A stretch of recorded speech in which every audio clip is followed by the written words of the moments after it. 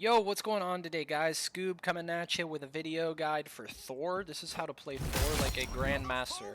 I want you guys to learn how to play Thor. I'm going to go over a couple of his abilities, and then we're going to talk about how to climb in games with him. First up, he's a melee character in his state. He has two states, but in the melee state, obviously, you can beat people with the hammer.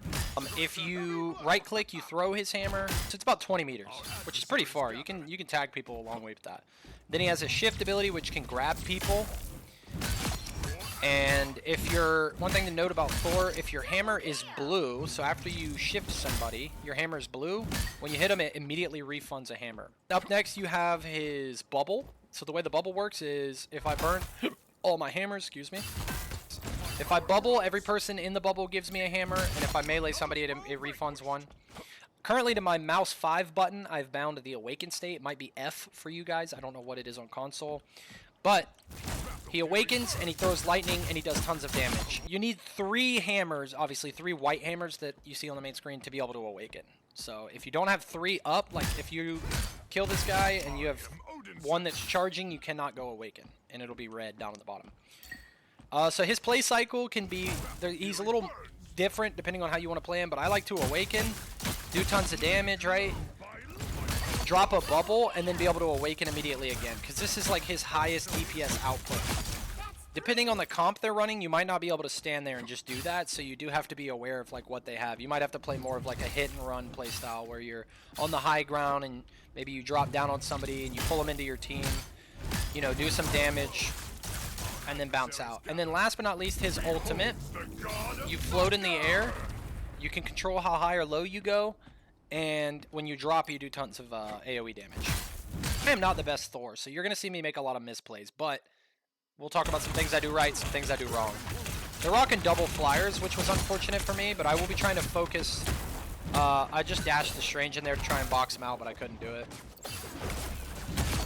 Then I jump up in the air and finish him off. They have a really weird and annoying comp, so with Spider-Man, Iron Man, it's very annoying for me to bully these characters. But right now I'm just kind of waiting to see what they got going on. Spider-Man is kind of a feeder this game, I'm not going to lie. But I just go Awaken form early so that I have time to recharge my hammers when they get to point, and I'm just trying to spam out damage. I keep trying to land shifts on the Spider-Man, but I decide not to go in once I see him get out. My Iron Fist is all the way in there, which he shouldn't be, but it is what it is. As solo tank on this point, there's not really a whole lot I can do, other than just kind of be moving around and trying to stay alive. This right here is tough for me, so I bubble to get Awaken State for shields. I'm trying to do as much damage to Iron Man as I can. Right here, it gets a little dicey for me, so I'm just dancing around the box while Rocket is healing me. I'm just pressing shift into the Doctor Strange to constantly like CC him and be annoying. That's about all I can do. Kill the Hulk baby form and we stabilize. And then eventually they do ult dump us and get this first point.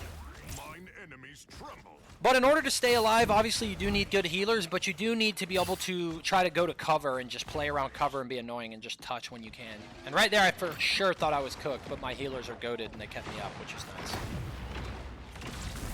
So like here, this is what I was talking about. I get on the high ground here to disrupt any of the DPS that want to come to the high ground and be annoying. So I'm trying to pelt the Iron Man so he doesn't do tons of damage, he dies. I want to help with the Spider-Man as much as I can, but like I know that like at this point, I just need to be on card being a menace. In a crate. And right here I'm just trying to do damage and stay on card so they can't push it. Because my DPS are on the high ground.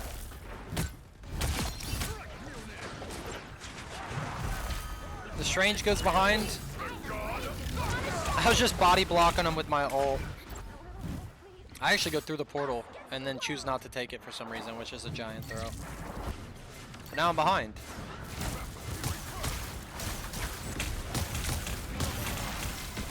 The Luna gets out at like 1 HP. So right there, I get... So right here, let me show you what goes on here. So this is kind of like a little combo that you can do. So I awaken first. I do a bunch of damage, and then I bubble right here so that I can refund my hammers and then immediately go back into awakened state. So I have tons of shield. Right here, I dodged the strange ult because my invisible woman had a shield down, so I just play around her shield so I don't get hit by it. I wanted to pull the Hulk into my team, but I missed. And now I'm just playing this corner so that I can get healed and I can peek. And then I decide that it's better that they start popping ults. And I know that we don't have support ults, so I was like, I'd rather just die on cart and slow the cart down than not die on cart. Once I realize that my team is dead, it's better to just die on the objective and slow it down.